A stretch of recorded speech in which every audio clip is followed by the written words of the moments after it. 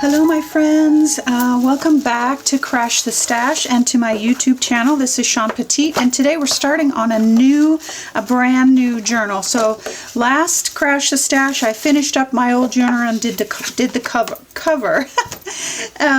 And so I work with a handmade journal. I've actually preferred making my own.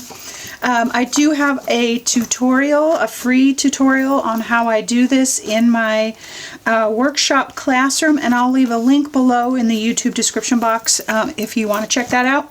But I wanted to just pop in real quick before I start, because Crash the Stash has no voiceover or anything like that. It's quick, there's no blog post, it's just really for your inspiration.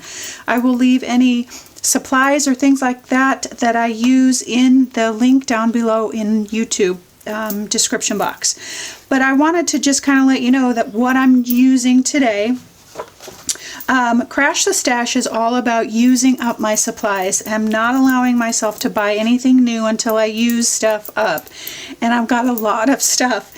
So I'm using my handmade journal. And then I've just pulled some things out. I want to go with a neutral palette for this page. And I've got some pattern paper. This is kind of a specialty like rice paper. I've got some tissue paper that I made in the tissue paper workshop. That's also available on my in my workshop classroom.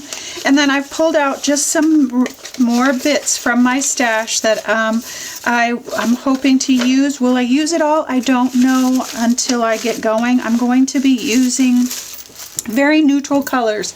I will be using gesso and some titanium white and blacks.